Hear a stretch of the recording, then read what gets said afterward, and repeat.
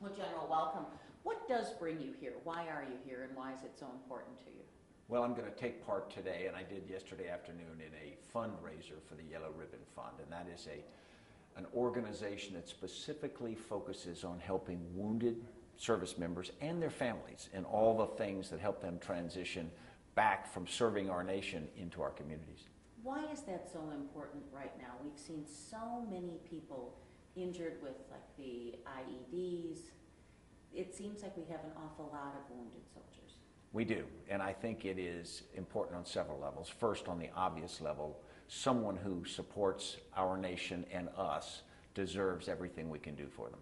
Second, I think their families are part of that fabric, and they're part of what makes America special. And I think last is, it's how do we view ourselves? I think a nation ultimately can be judged on how it takes care of its people, how it takes care of its own, how it stands up to its responsibilities. And I can't think of a responsibility that's more obvious to me than to take care of people who have stood up for us. Well, and speaking of that, we had the terrible incident with the chopper going down. Your reaction to that? Well, obviously there were a number of friends and people that I had served with lost there, and so there's a personal feeling of loss, and there's a greater sense of loss because I know their comrades and their families, what they feel. These are typically people who have served, many of them multiple tours, and they have made sacrifices over the years for this effort, and now, of course, this latest loss. But I also think that there's a story there that may not be as understood. This was a force, as I understand it, that was going in to support another force already in a firefight. And without hesitation, this force was going in to support comrades on the ground. And again, I think that is probably demonstrative of the kind of people that were representing us and that we mourn for now. Well, and you spent so much time with Afghanistan, and now with the talk of the drawdown of soldiers, is that the right thing to be doing right now? It's hard to judge a policy. I stay much more focused on what our service members are doing, and I think when you're up close to the issue and you deal with Afghan people and you watch how well our service members do, you understand the connection is really heartening, and it's great things. You see children in school, you see women in Afghanistan that had very little opportunity of rights before now have that. And so I admit to people I'm very biased, but I'm biased because I'm proud of what our people are doing, and I do care about the Afghan people. Well, and do you think we'll be ready, we'll be able to hand off to them and they'll be strong enough to, I guess, see their future or control their future?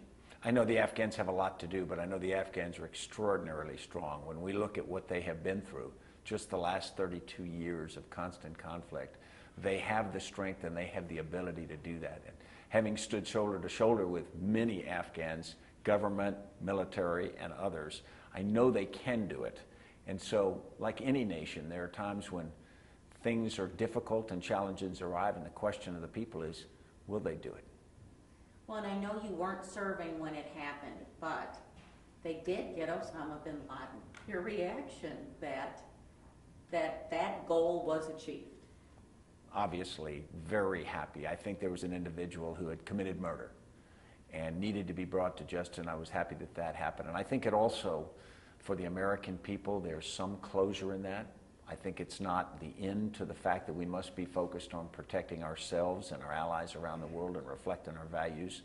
But I also want to highlight that this was an effort that a lot of people have sacrificed for a decade. And to have that finally come to closure, to have the political will to execute, to have the courage of the people who did it, but all of the people over the years who have sacrificed to make that happen, I think that was important as well. Well, you had to be involved in some of that planning. You had to be aware of what was going on. Did you really think it would happen in that time frame? I always hoped, but that it would happen the next day, but I was always confident that at some point our forces would get him. Well, I would think that's a tremendous relief to you. Just that at least that money supply hopefully has been trimmed.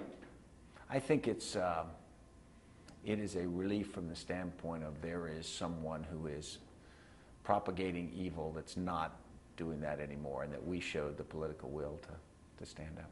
So now, as you're teaching at Yale, what are you trying to impart to your students?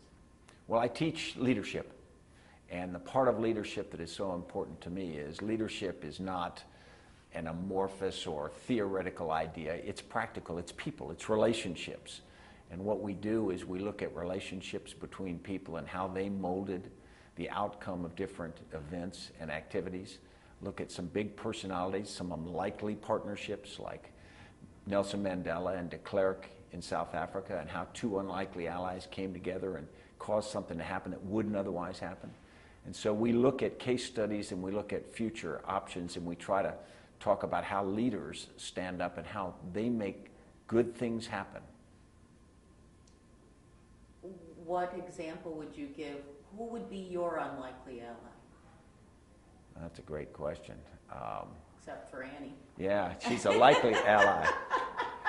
I think if you step back and you look, I was honored to work with different people across the U.S. government. I spent a lot of time with President Karzai in Afghanistan, and I learned that across cultures and across different organizations, you can build relationships that, even though you come from very different perspectives, can build a stronger partnership. And I think both people have to come at it with an understanding they're going to have to come part way.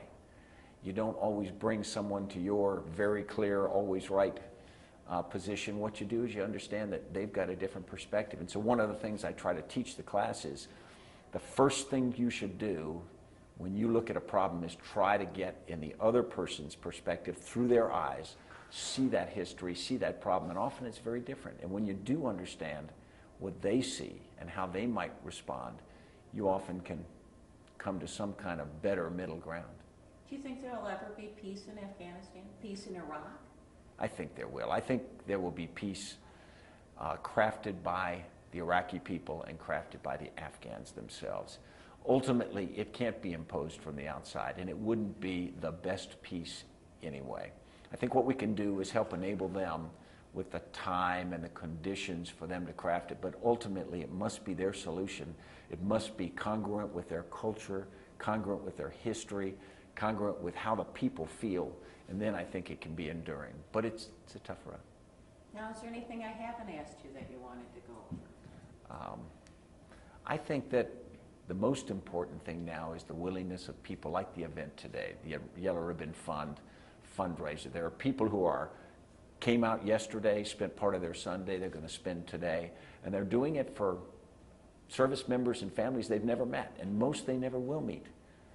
But they're taking their time, and sometimes they're contributing money or other resources just to take care of other Americans. And to me, that's symbolic of what I think America is about. So I'm very appreciative of all the people who organize it. I'm appreciative of the people who contribute to it.